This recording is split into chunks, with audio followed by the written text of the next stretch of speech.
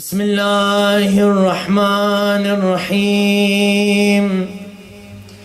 صلى الله عليك يا سيدي ويا مولاي يا رسول الله.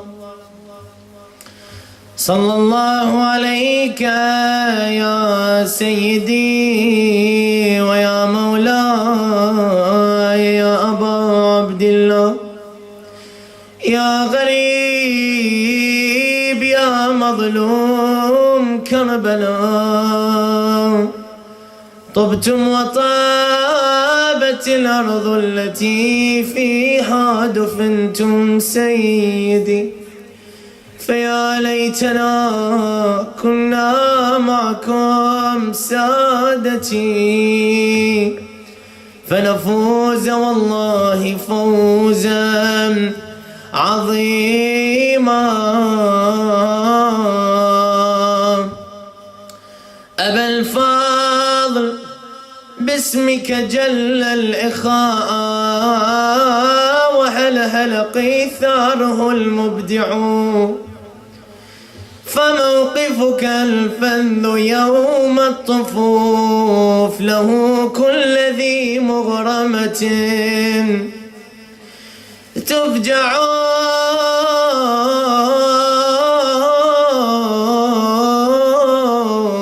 وهز لواك أنين الصبا، وهز لواك أنين الصبا، يصعده عطش موجع،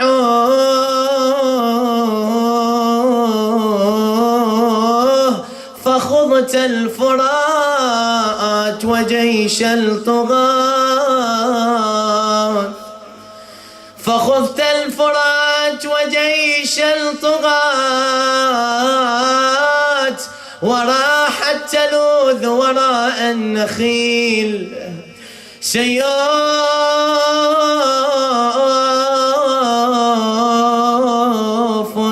سيوف بها ترجف الأذرع،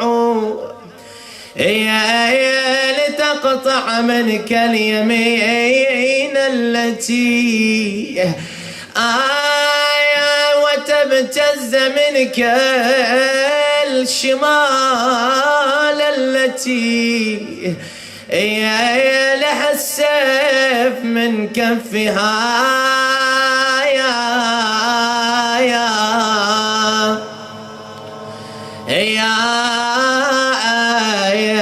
يطلع ويقصف بدر بني هاشم، ويقصف بدر بني هاشم،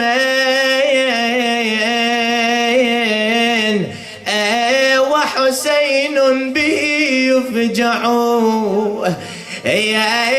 وحسين به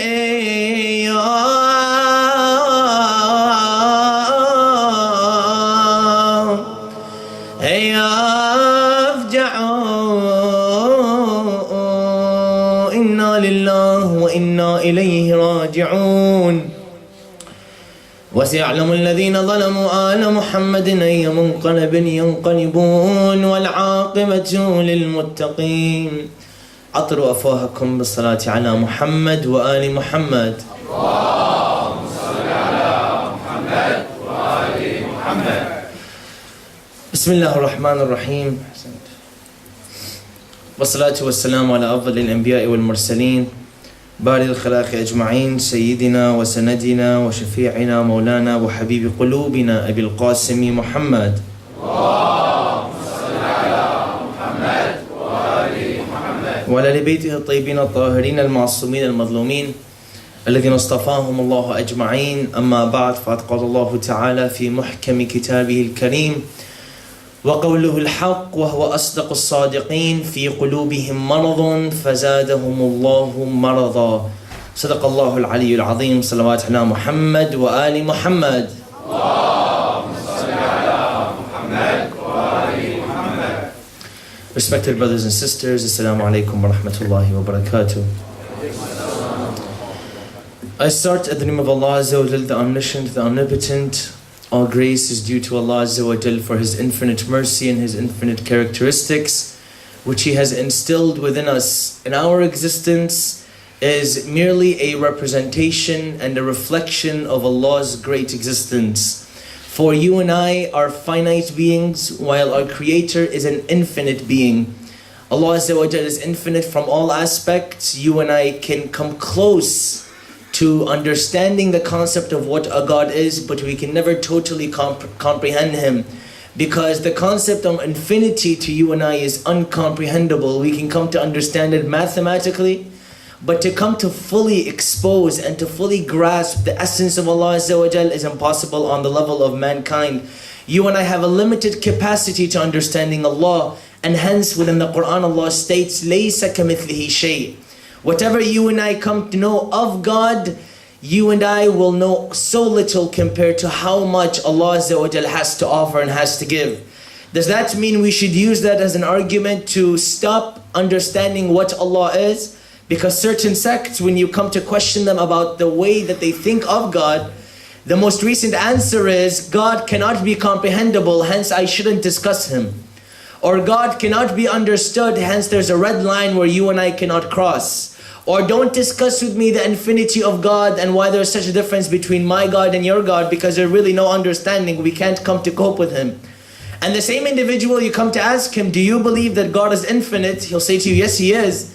But when you come to question him further about the existence of God, the answers which you get is, stop right there, because we cannot comprehend Him. And it's quite ironic that we comprehend Him in certain arguments where we are able to separate Him into three entities, and within certain arguments we can't comprehend Him. It's as if it's a backfire to you and I, that because I can't answer certain questions, or because I'm unsure of certain questions, or because there are certain concepts which I haven't yet to understand, I start to brush off the idea of understanding God. But here the question comes forward, and this is typically asked by many youth. And in my teenage years, I asked this question desperately and tried to get answers. And it's interesting that when you and I at times come to ask certain questions, the reply that we get is, don't explain it to a youngster because he probably won't understand. Don't discuss predestination and God's existence because he probably won't understand. Philosophy and these things are too hard for certain people, they won't understand them. On the contrary, only when in my teenage years, I started to expose myself to certain knowledges, I truly grasped what it means to be a Muslim. Before, I was attending the majlis. I was going to the majlis of Aba Abdullah. I was reciting the Quran aspects here and there.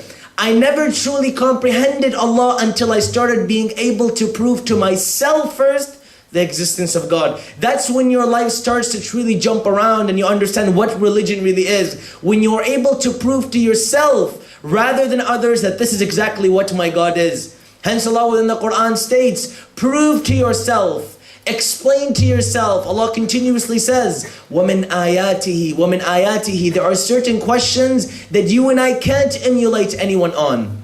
I can't emulate anyone on the idea of Tawheed. I can't emulate anyone on the idea of Imamah. I can't emulate anyone on these concepts. What I can do is I can use others to help me get towards conclusions, but my following of others cannot be on the level of Usul al-Din. Hence, Surah Al-Hamd, which you and I recite all the time, is approximately and exactly Usul al-Din manifested in one surah. And as if Allah Azza wa Jalla is saying to us, your whole life outline is within Surah Al-Hamd. When I recite Surah Al-Hamd and I state, Bismillah ar-Rahman ar-Rahim, Alhamdulillahi Rabbil Alameen. When I'm thanking Allah, my thanks should be towards what He has given me, which is the most appreciative I am for. What is the most significant thing in my life? What is something which I will never give up? My own existence. The very fact that I exist is what I appreciate God for the most. Oh Allah, you've given me life. If someone was to give me millions of dollars, if someone gave me the whole world, in order for me to give up my existence, I would always, as a human being typically would say, benefit for me to live rather than die. And we take our existence and the existence of others very strongly. Hence, when someone dies, especially a youth, when they die, that's when you and I start to wake up. We start to understand what it means to lose an individual. Allah continues within Surah Al-Hamd, He says, Alhamdulillahi Rabbil Alameen.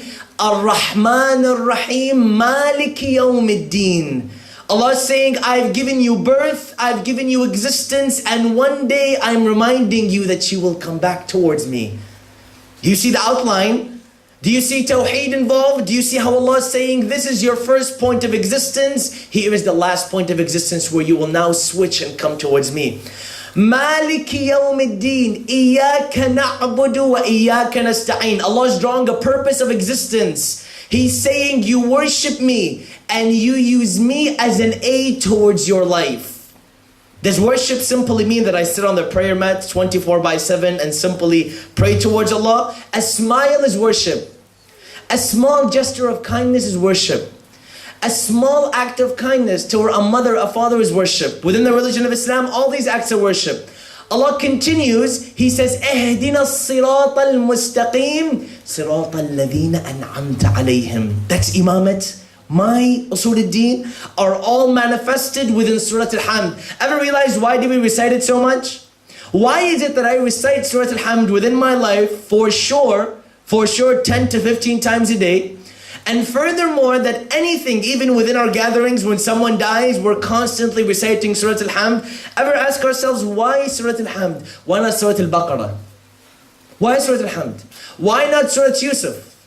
Why not any other surah? Allah is saying, the journey of your life as an individual, I will open the Quran with a small minimization of your entire life. When I see Surah Al-Hamd, and I start reading it, I say, oh Allah, my whole life is manifested within the surah. You're speaking about the time I was born and the time I'm going to die. You're speaking about my purpose of existence, which is me living to worship you. You're also highlighting for me that there are role models I need to take within the Quran and within my life. And you're telling me what is the purpose of my life? الَّذِينَ أَنْعَمْتَ عَلَيْهِمْ غَيْرِ الْمَغْضُوبِ عَلَيْهِمْ وَلَا الضَّالِّينَ. One surah within the Quran, the beginning surah, which changes the perspectives of the way we look at the surah. I tell you, it's all perspectives. Our lives are all perspectives. Today you've got, for example, in Sierra Leone, thousands and thousands of children who dig up in mines to look for diamonds. They take the diamonds and they sell a diamond which might be a $5 million diamond, $10 million diamond to a merchant who is enslaving these children for maybe 2 cents, 3 cents. $10 million diamond, $5 million diamond. Why has the child sold it for cheap? Because he doesn't know the value of the diamond. But the merchant who's enslaving him knows that this child is bringing me gold. He knows that this child is bringing me exactly what I need. And hence the perspective of the slave master makes him superior to his slave in the idea that he knows the value of what he needs. He knows the value of what the child has given him. You and I, a lot of the time, and I speak to myself first, of course, on the foremost level, we sell our religion for cheap. We sell ourselves for cheap. We sell them for 2 pence, 3 pence, 2 cents, 3 cents, rather than understanding the true value of our religion. Hence, within the Quran, when we ask a question, and we come to a theological understanding as to who created God, because this question is highly asked. Who created God? And as a youth, I tell you, I struggled. And in my mind, I had a thought process. If God was created, then what does that make God's creator? Can we understand and can we truly comprehend God not being created? Is there anything in our lives which we can comprehend which is not created, which has always been there? That's a deep thought. Is that how the system of God works? And every time I picked at this question, every time I pinpointed at it and tried to truly understand it, I got so fed up with the logical chains in my mind, I decided to brush it to the side. I tell you, anytime as a teenager I didn't clearly understand something, and this was the main problem within my youth years when I was much younger in my teenage years, I always told myself, don't brush everything to the side. Whenever I didn't understand anything, I'd brush it to the side and say, you know what? It doesn't matter anyway. As long as I know that there's an Imam Hussein, as long as I know that there's a God out there somewhere, it's okay. And I just brushed it to the side. I locked it inside my small box within my mind and I secluded it to a corner, never really bringing it back. Any concept which I didn't understand, I shoved it to the side. When I really got challenged and somebody comes to me and put me on the spot and says, do you understand this? And what do you think of this? That's when it sparked. And that box started creaking and opening itself up within my mind, telling me, Ali, you can't ignore this for the rest of your life. How much longer are you going to ignore this for? How much longer are you going to see people debating about whether God exists or He doesn't exist, and you're going to keep debating it within your mind? How much longer are you going to put it, shove it into the corner of your existence? When are you going to open the box and truly understand it? That's when it struck me. I said, man, I have to start getting answers. Somebody's got to give me answers to these questions I have. And when I couldn't find answers, I was so confused. I had a 3D image of my life. When I went to high school, I had an HD image. When I was at home, I had an HD image. And the problem within my life is the two conflicted. Because my parents, and many of us, this is the problem which we face in our lives, within our household, my mother and my father have given me such a pure understanding of the religion of Islam and what a good person is. The image is crystal clear until you hit 15 when you go to high school. Maybe I think you guys call it secondary school. Until the age of 15, it's crystal clear. The minute I walk into high school and I have my books, I've got my backpack, I'm ready to study, it's as if somebody's asked me to go to a bar and start doing my homework. I see everything from drugs, indecent sexuality, anything which is prevalent in society, which is negative, you see in public high schools. And it's sad because we expect our children to learn there. We expect our dear brothers and our dear sisters to study there. Now I've got an HD crystallized image in my mind of what exactly the normal life is. And all of us, our struggles in life is we're so confused because these two images are constantly at conflict. How do I resolve this? My mother at home is telling me that praying is great. But my friends are telling me, what's the salah you pray? What's it got to do with your life anyway? Goodness gracious, does God even exist? Where is He? You're fooling yourself. You're joking with yourself. And the constant battle every day, continuously. You try to take your CDs and throw them away. But in the back of your mind, you know that at school, everybody's listening to music. What are you going to do? And the conflict keeps happening within your mind. I tell you, if all conflicts were external, life would be so much easier. Hence the Messenger of Allah states that the biggest jihad is the internal jihad. Because for external jihad, your enemy is one, he's in front of you. You can see him, you can fight him. But internal jihad, you're attacked from every single aspect. From the left, from the right, from behind you, from in front of you. You never know where the battle is taking place. That's the biggest challenge, is putting these together. And when questions, for example, like who created God came up, I used to just brush them to the side. Just brush them to the side. Keep them to the side. When you truly understand answers to such questions, your life becomes relevant. You start to understand exactly what's going on. Because I couldn't live for like a sheep forever. I can't live brushing these things off forever. At one point, answers have to come through. Hence, when questions like this come up, there's logical answers to answering them. Here's one of them. Understanding the question of who created God begs the very question of the infinity of a God. Because can I really fathom God being created by a God? Is it possible to say that God was created by another God, and that God was created by another God, and that God was created by another God in a never-ending cycle of creation? To you and I, that doesn't make any sense, because if God was created by another God, the cycle is continuous, it never ends. Meaning all the way to the end of time, I'd still be counting God created this God, and created that God. And the example that we give is of military sergeants standing in one line. If each and every sergeant looks at the one next to him and says, I won't start until you start. And the one next to him says, I won't start until you start. And the third one says the same thing. In a continuous cycle, no one would ever start anything. No one would ever move. Hence, for you and I to exist, to be created, this would never happen because the gods would be so busy creating one another, you and I would never get the chance to exist. The very fact that you and I exist is logical proof that at one point there was a God which was always there and who was never created. Hence, within the religion of Islam, we say, قُلْ هُوَ اللَّهُ أَحَدٌ. What does ahad mean? Ahad means the one who's always been there. Allah Azza wa Jalla has always been there, the Almighty, the Strong. Hence, within our religion, we don't separate God into three pieces. And I always ask the question, if God was separated within three pieces, how can He still be infinite? We know very well mathematically that infinity cannot be divided by three. I can never take infinity and divide it by three. Hence I ask the world, anybody who brings a God and divides him into three pieces has actually made God not infinite, but now he's finite. Because instead of God being infinite, he's become finite by dividing him into three. Anyone who takes God and puts him, for example, in different shapes and different forms has actually limited the existence of God. I tell you, when it comes to the religion of Islam, what drives me daily, what helps me wake up every day in the morning, is knowing that my tawheed is intact. Nobody can touch it. Nobody can put a blemish on it. That's the beauty of the religion of Islam. Extremely monotheistic to such a level that nobody can even put a blemish on the religion of Islam. Hence, when you examine different religions and you ask, if God is infinite, how can you separate him into a Father, a Son, and a Holy Ghost? Because what you've done is you've taken the infinite God and divided him into three. A man once comes to Imam as-Sadiq alayhi salam. He says to him, "Oh, son of Ibn Rasulullah, I don't believe God exists." Imam says to him, "Tell me, what's your occupation?" He says to the Imam, to him, "My occupation is a sailor. I sail boats." Imam says to him, "As a sailor, have you ever shipwrecked?" He says to the Imam, "Definitely, I've shipwrecked before." Imam says to him, "When you shipwrecked, did you hold on to a plank?" He says to the Imam, "I did." Imam says to him, "Did you have hope to survive?" He says, "I did."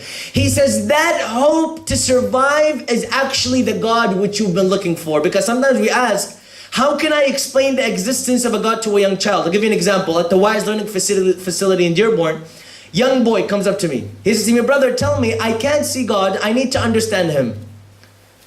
I asked him, "Do you love your father? Do you love your baba? Do you love your mama?" He says, "Yes, I love them." I asked him, "Tell me, is this love circle, square, trapezoid, diagonal? What kind of love is it? Explain it to me, show it to me." He looks at me, he says, I can't explain it to you, but I love them so much. I love them a lot. And he opens up his arms, says, "I love them so much." I said to him, "You love your parents so much, but you can never explain that love or show it to me, but it drives you to higher heights." I asked him, "Allah is the same way. You don't see Allah Azza wa Jal. You feel him with your heart." Hence the Imam Ali alayhi salam was once asked, this him, "Oh Imam, can you see your Lord? How can you worship him?" Imam says, "How can I worship a Lord which you cannot see? My Lord cannot be seen with the eye. He can be felt with the heart." Salawat ala Muhammad wa ali Muhammad. These sort of questions become a springboard to you and I understanding our religion. The minute I can answer such questions, I springboard within my religion. One aspect which needs to be discussed specifically is, after proving the existence of God, that you and I have been given two different strengths within our bodies. One is called tabi'ah and one is called fitrah. Tabi'ah is our dominance as a human being, which is naturally extremely physical. The will to eat, the will to drink, the power to sleep, the want of food, the want of drink. This is called tabi'ah. This is the human nature. Tabi'ah does not know good. Tabi'ah does not know evil. It simply is an animalistic trait which keeps us surviving. It's the autopilot which keeps you and I surviving. Fitrah is what raises questions such as the one we just discussed. Why am I discussing these questions?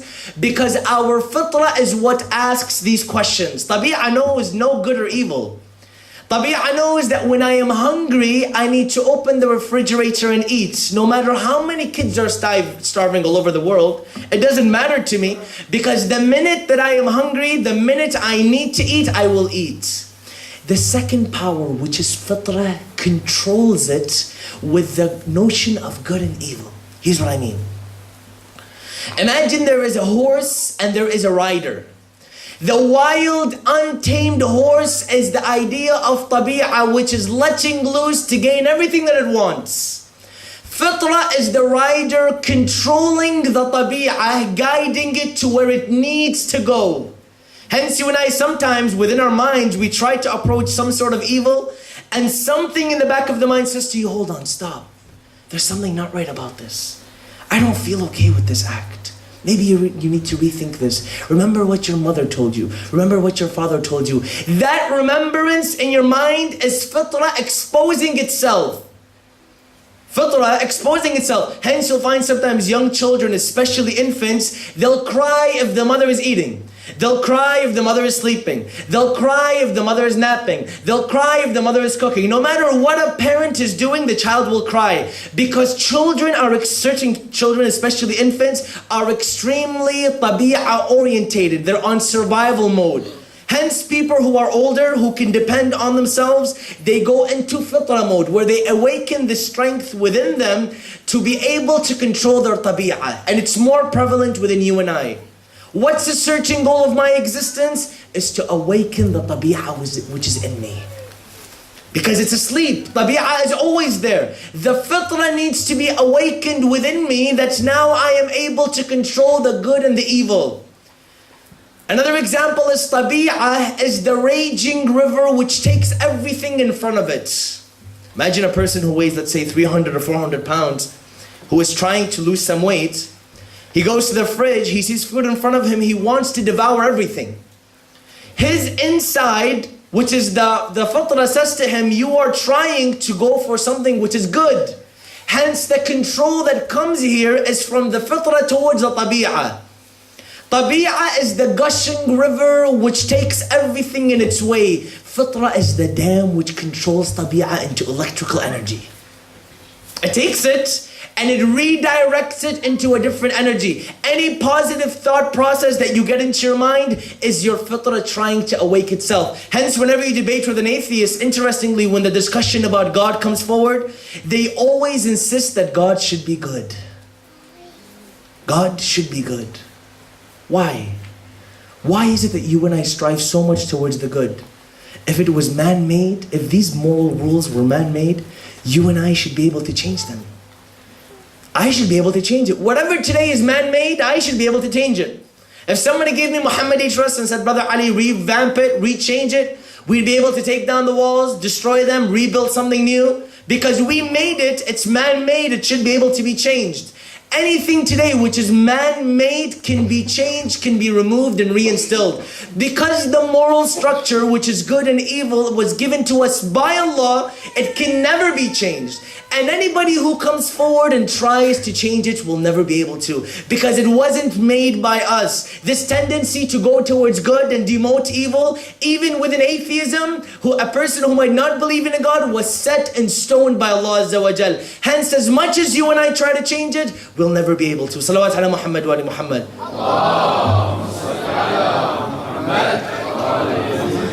Now the goal of society today, what's the goal of society? Because people know that we've got these two powers, tabi'ah and fitrah, they're very well known. What's the goal of society today? The goal is that you desensitize the fitrah of the individual. As much as you can, desensitize the fitrah of the individual, that he loses all of this power of spirituality and he's completely gone towards the materialistic aspect. I'll give you a brief example. Recently in New York, a lot of us heard that there was a very big storm, right? Hurricane Sandy. There is a story that emerged on the front paper of a woman who had 2 children within her. She had 2 children with her who she was holding within the flood. And she was in a complex building and she wanted aid, she needed to seek help. So what she did is she went to her neighbor upstairs and knocked the door. She said, please, can I get some shelter within your area? My 2 young children are dying. I'm holding them within my hand. I can't, they're dying. I can't hold them anymore. Can I please seek shelter within your house? The woman looks at her, she says to her, I don't have enough food for you and your children. And she closes the door, she locks it, within the middle of a hurricane. On the front lines of the newspaper, 2 children dead, mother found next to their bodies. Imagine.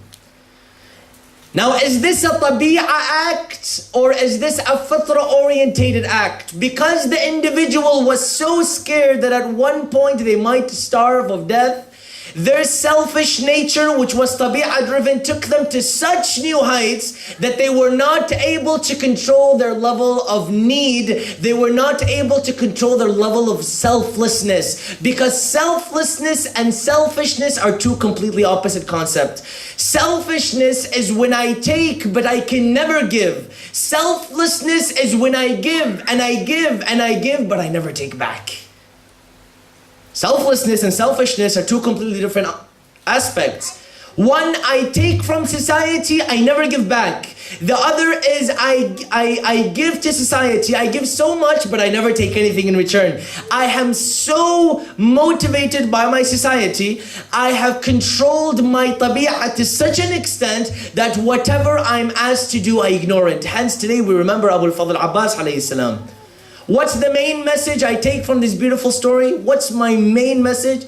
Is the whole concept of controlling your tabi'ah over your fitrah. The minute I get next to the water and I'm ready to drink, my heart is a piece of charcoal. I'm trying to control it. I'm trying to motivate it.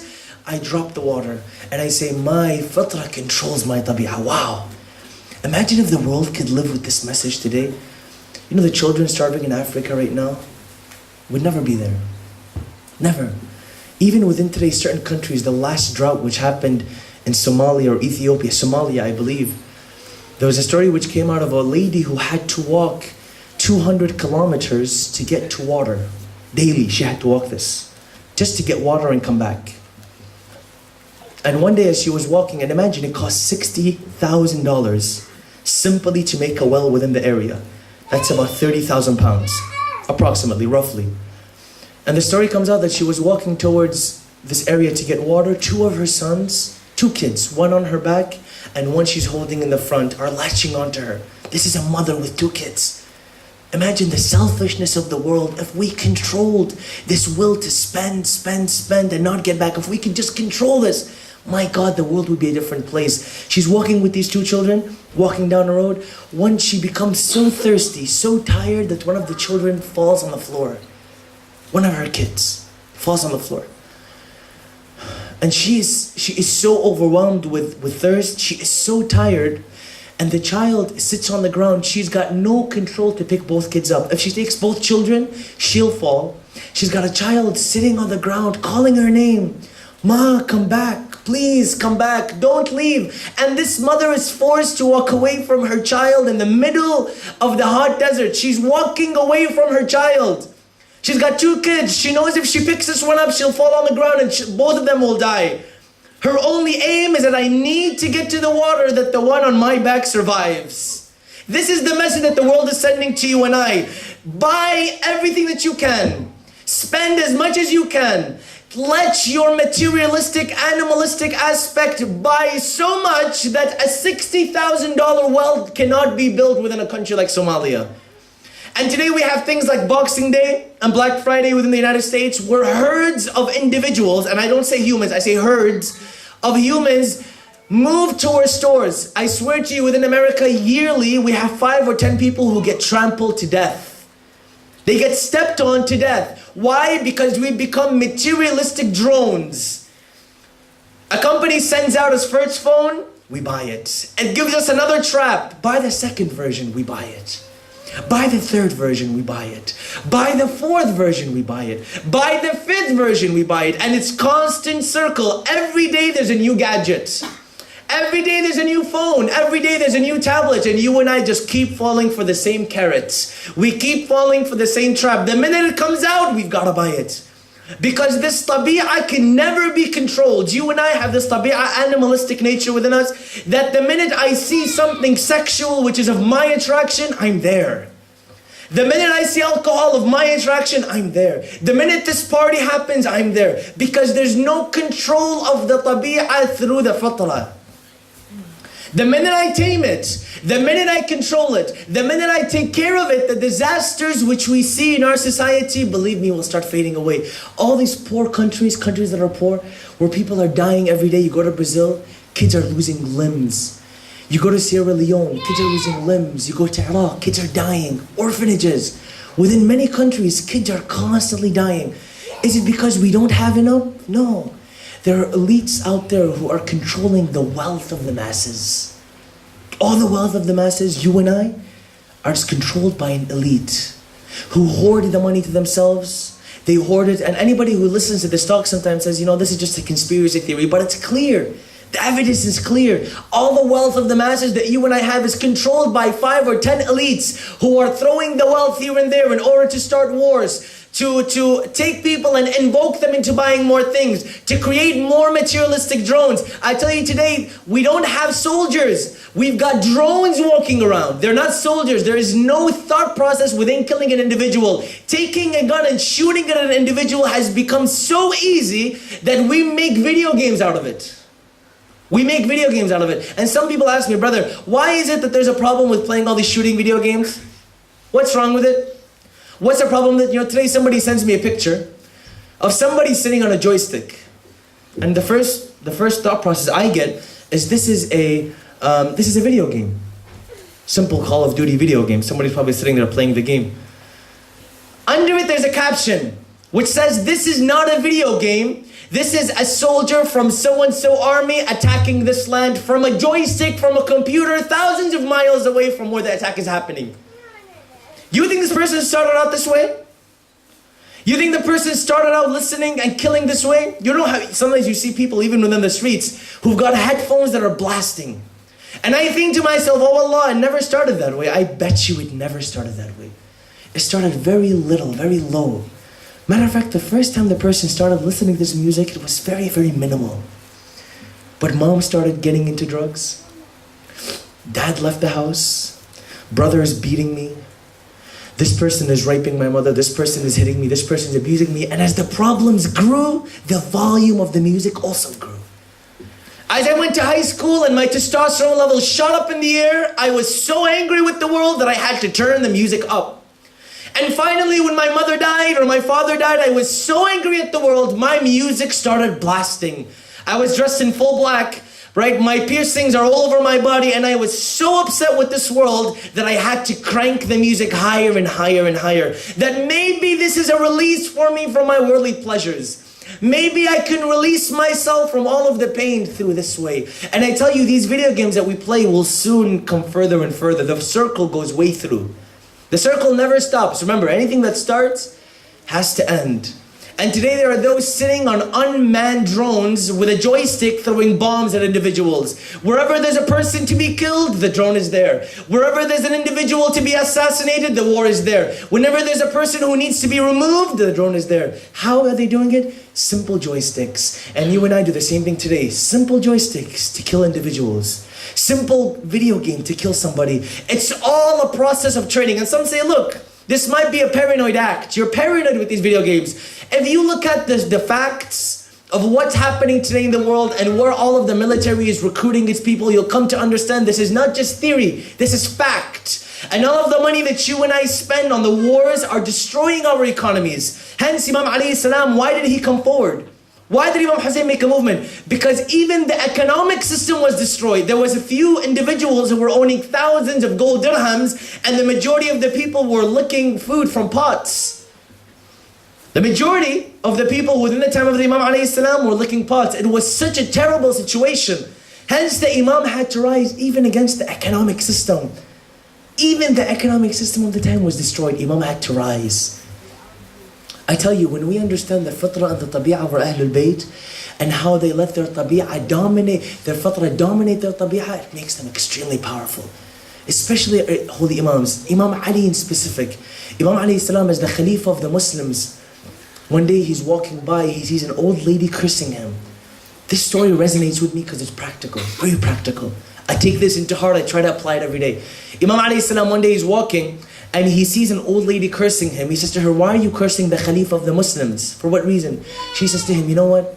Because of Ali ibn Abi Talib, my husband and my son has died in his war. And now I've got kids who are orphans and nobody is taking care of them. Look at the power of the Imam. Look at the practicality of a leader. A leader doesn't sit around with his people, takes the corner spot and says, this is me where I sit and nothing else is going to happen. A leader doesn't just sit on the pulpit and talk. I tell you today, I'm sitting here talking. Maybe in 10 years, maybe I walk out and a car hits me and I pass away. I tell myself, oh Allah, any second I could be under the ground. A leader is a practical individual who works within society. And even this pulpit, sitting here and speaking, is not simply an ends. It's a means to helping practically. Some people think that sitting on the pulpit is an end. Speaking to societies is an end. It's not an end. It's a means to something greater. That the minute you represent the religion of Islam, the minute you and I take it into our representation, we start to act practically on the message which we're speaking of. If there's no practicality, then there's no message. Hence the Imam alayhi salam comes to this lady and she says to him, I've got no food. I am boiling water for my kids on a stove and waiting for them to fall asleep because there's no food. No food in the house. I'm boiling just water. And I'm fooling them. They think there's food. There really is no food. Imam alayhi salam starts to cry. And he goes, he brings some flour. And he brings some wheat. He brings some water. And he goes inside the house of this lady. She's got no idea who he is. The leader of the Muslims, the one who controlled 28 of today's modern countries, is doing this feat. This is a leader, in my opinion. Practicality is right here. Imam alayhi salam sits in her house and he takes the wheat, he starts to churn and grind it. Imam grinds it. She says, what are you doing? Let me take care of this. He says, no, I'll take care of this. He grinds it, he gives her the wheat and he gives her the water. He tells her, put these two together, and he sits with the children. He puts one of the kids in his lap, he puts the other one in his lap, and he starts to play with them. Some people ask, how do I change the character of my child? Spend time with him. Take a youngster, spend 10 minutes playing basketball with him. Take 10 minutes playing football with him. Take him to the gym with you. Let him do something with you. Let him see you as a role model. My sisters, take a young sister who might not wear hijab. Take her with you to a place. Take her out to a shopping mall. Spend time with her. Wallah, you revolutionize their characters. I swear to you. The best solution is spend time with our kids. Spend time with them. Today I've got fathers who tell me, I don't even say I love you to my child. I don't even say I love you to my young boy. Mother says, I've never said I love you to my young man. And the young man says, of course I don't love her. She's never said I love you to me as well. How can I love her? She's never said I love you to me. A father says, I've never hugged my child in my life. Wow. Imam takes his young kids, he puts them on his lap, and he starts to play with them. She finishes, and when he takes the wheat, he takes the flour, he takes the dough, and he puts it and he starts making bread. As he makes bread, the oven sparks heat on his face. Look at Imam Ali's character. Imam sees it. He says, "Dhuq ya ibn Abi Talib." Taste, O son of Abu Talib. Never forget the orphans and the aramil and the aitam. Never forget them. Never forget them in your day. Never forget them in your time. Imam says, don't forget them ever again. The neighbor of that woman walks in. She says to him, Yabna Rasulullah, what are you doing? She says to him, oh cousin of the Prophet, what are you doing? She says to her, who is this man? She says, this is the Khalifa of the Muslims. What's he doing in your house? Imam says, if I won't take care of them, who's going to take care of them? Practicality. A man comes to Imam al-Hasan. He says, can I have a piece of bread? He says, if you're hungry, come have a meal in my house. He says, no. I saw a man sitting by the masjid who looks as if he is 80 years old and he looks so hungry. I need to give him food. He looks so hungry. I saw him eating a hard piece of bread. Imam al-Hasan says to him, that's my father, Ali ibn Abi Talib. I swear to you, this is his habit. Practicality of a leader. What's my Islam all about? Practicality. The minute I walk out of here and I forget the message of the Imam and I don't put it in my life, my Islam means nothing because there's no practicality to it. Theoretical Islam is beautiful. Speaking on the pulpits about Islam is great. But what's the practical approach to the religion? Here is a practical approach. Hence Imam al-Hussein alayhi salam, what resonates with me in my heart is the practicality of the message. I think about somebody like Abu al-Fadl al-Abbas. See, sometimes, a lot of the times, even we're sitting around here, the majlis finishes, we pass by a piece of garbage, we pass by a problem, we pass by something, we just leave it, brush it to the side. Somebody will take care of it. We listen to the news of people dying, somebody will take care of it. We listen to somebody starving. We know our neighbors, someone is starving. Somebody will take care of it. If we all had that mentality, Abu al-Fadl al-Abbas would never go get water. Because he walked by the tents and he heard the children screaming, Al-Atash, Al-Atash. He didn't say, you know what? My brother Al-Hussein will probably take care of it tomorrow, inshallah. Ali al-Akbar will probably go tomorrow and get water. Habib ibn Mudahir will get water. Imam said, I personally will take care of this problem. This is a leader. The minute you see an issue, you take care of it immediately. Imam al-Abbas says, I will take care of it. It's my movement. Hence when he walks by the tents and he hears the children screaming, Al-Atash, Al-Atash, it pains him. It pains him, I tell you. And he goes towards the Imam, to Abu Abdullah. He says to him, Yabna Rasulullah, allow me to get water. Let me please take some water from you. Let me go and get water for the kids. Imam Hussein says to him, if you go, my army gets deteriorated. You are my flag bearer. You are my flag bearer. And Imam finally allows him to go. Abu al-Fadl Abbas rides his horse, he walks towards the river, and Imam Hussein stares at him. He says to him, Irkab binafsi yabna Amir al-Mu'mineen. He says, it's as if you're riding my soul, O son of Amir al-Mu'mineen Ali ibn Abi Talib. And Imam al-Abbas ever since he was a child, a narration comes and says that once Imam al-Hussein was sitting on the pulpit, he was speaking, and he starts to cough. He points to Qambar, he says, Qambar, get me a cup of water. Qambar goes to get water, Al-Abbas immediately jumps up and runs with Qambar. Qambar takes one route, Al-Abbas takes another route. And they race home to get the water. Al-Abbas gets to his mother, al-Baneen, he says to her mother, give me water, quickly, quickly. She says, why? He says, Al-Hussein is thirsty, I want to bring him water before Qambar does. Quickly bring me the water. And Al-Abbas, being a young child, 7, 9 years old, he takes the bowl of water. As he's walking towards the Imam he is so excited, he spills the water. And the minute he reaches Al-Imam there's no water left in the bowl. Qambar brings the Imam water. Al-Hussein takes him and he hugs him. He says to him, brother, one day you will bring the water back to the tents. Brother, one day you will be the one bringing the water. I tell you, Al-Abbas the level of understanding that he has. When I see him, I see a strong character, upright. Never bowing down, always upright, always had his head high. When you approach him, you need something, he's there, he's available for you. Hence we say he's Bab al-Hawa'ij, because I see him in my mind as an upright individual. And the minute he goes towards Nahr al-Furat, as narrations have it, there are 40,000 waiting for him. Ibrahim, the son of Malik al-Ashtar, narrates, he says, once we were sitting with Al-Abbas in the battle of Siffin, and Al-Abbas is asleep, he wakes up and he's crying. He says to him, what happened? He says, I saw in a dream my hands are severed. I have no hands. He says, Al-Abbas started to cry. He says, immediately Al-Hussein calmed him down. On that day, that's exactly what happened. Al-Abbas alayhi salam goes towards Nahr al-Furat. He fights through the enemies, he gets near the water. He opens his hand and he gets near the water. He brings the water closer to his mouth. He remembers Aba Abdullah and the thirst of the Imam and the thirst of Zukaina and Zainab. He starts saying, Ya nafs, min ba'd al-Husayn huni, wa ba'dahu la kunti aw takuni, hadha Husaynun waridul manuni. وَتَجْرَبِينَ بَارِدَ الْمَعِينِ. He fills the water container and he goes back towards the tent.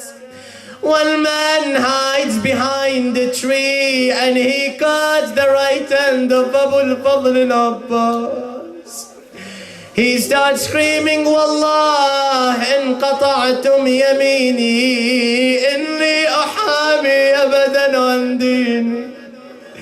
وعن إمام صادق اليمين شبل النبي المصطفى الأمين. He keeps going further. Al-Abbas alayhi salam, somebody strikes his left arm, it falls on the ground. Al-Abbas alayhi salam takes the water container and he hugs it close to his chest. The enemies hated the fact that Abu al-Fadl al-Abbas, his head was always high. To bring his head down, a man comes from the back and he strikes him with a pole on his head. The arrows come at him as if they are rain. One arrow strikes the Qurba, another arrow strikes him in the eye. Al-Abbas alayhi salam here falls on the ground. I swear to you, when a knight falls on the ground, he takes the ground with his arms. Where are the arms of the Abbas that he may take the ground? نادى أخي يا حسين أدركني. جاء الحسين عليه السلام. Al-Hussein ran towards the body of his brother, yelling, الآن انكسر ظهري، الآن قلت حيلتي، أخي يا عباس. He comes next to the body of his brother. Al-Abbas thinks that an enemy is coming towards him. He says, يا هذا أقسم لك بالله ألا تقتلني قبل أن يأتي ابن والدي أودعه ويودعني. I want to farewell my brother Aba Abdullah. Al-Hussein alayhi salam. He comes by the body of Al-Abbas. He puts his head in his lap.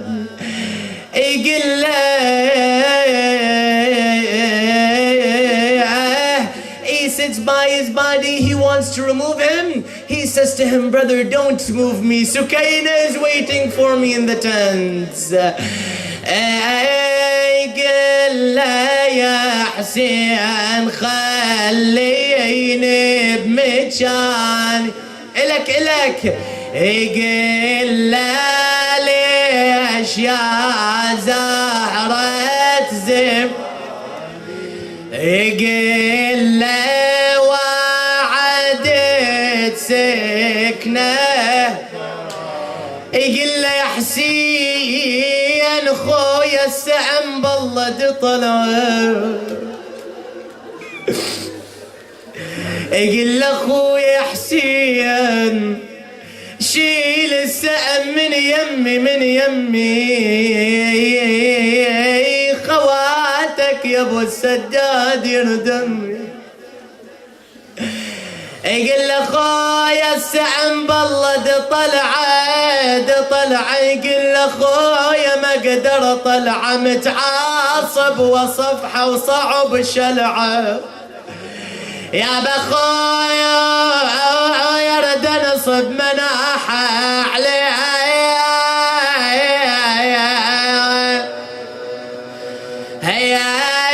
هياك وين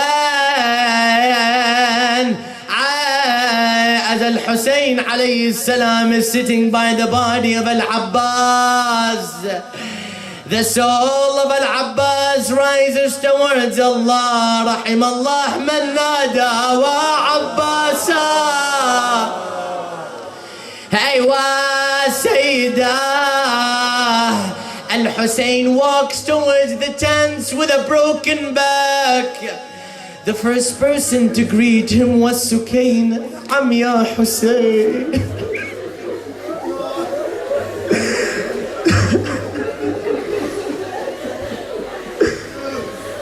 يا حسين أراك قد رجعت وحيدا. Where is Al-Abbas alayhi salam? Where is my dear uncle? Al-Hussein goes towards the tent of Al-Abbas and he drops the pole, indicating that Sukaina and Zainab. Al-Abbas is not there. Zainab alayhi salam. Zainab تقول ولا عين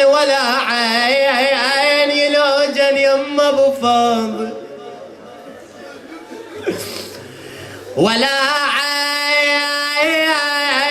عين يلوجن يم ابو فاضل ولا عين قلها خويا لا عيد البقت عندي ولا عين يا خويا ما قثر عتابك علي يا خويا مكثر عتابي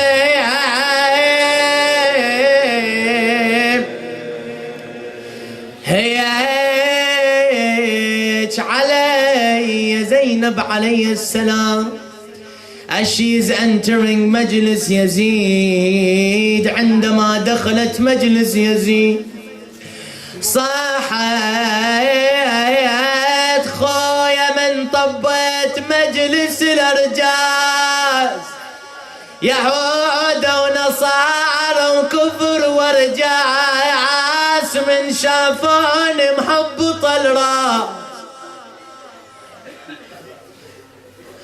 خويا من شافوني محبط الراس صاحوا يا زينب وين عباس، والله صاحوا يا زينب وين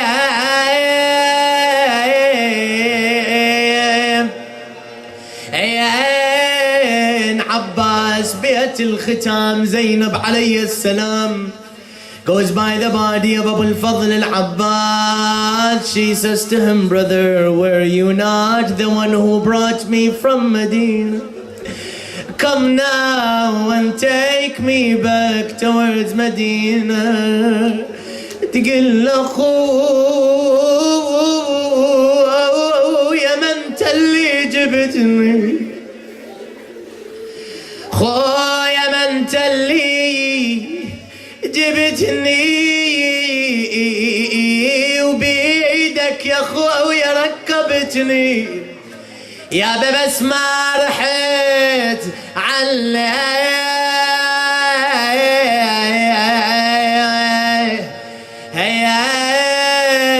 وعفتني. إنا لله وإنا إليه راجعون. وسيعلم الذين ظلموا آل محمد أي منقلب ينقلبون والعاقبة للمتقين. يا الله، اللهم نسألك وندعوك باسمك العظيم الأعظم الأعز الأجل الأكرم يا الله. Let's raise our hands, brothers and sisters. Al-Abbas is known as Babul Hawa'ij. We've got so many people who are asking us for dua. I swear to you, people here, people overseas, there are millions dying today. Please, let's raise our hands towards Allah. Bismillahir Rahmanir Rahim. أمن يجيب المضطر إذا دعا ويكشف السوء، أمن يجيب المضطر إذا دعا ويكشف السوء، أمن يجيب المضطر إذا دعا ويكشف، أمن يجيب المضطر إذا دعا ويكشف السوء. One more time together. أمن يجيب المضطر إذا دعا. يا الله يا الله يا الله يا الله يا الله يا الله يا الله يا الله يا الله يا الله يا الله. اللهم شافي جميع المرضى يا الله، اللهم اقض جميع حوائجنا يا الله. لا تسلط علينا من لا يرحمنا يا الله. اللهم اغفرنا وارحمنا ولا تؤاخذنا إن نسينا وأخطأنا. Oh Allah, make us leaders with our communities, Ya Allah.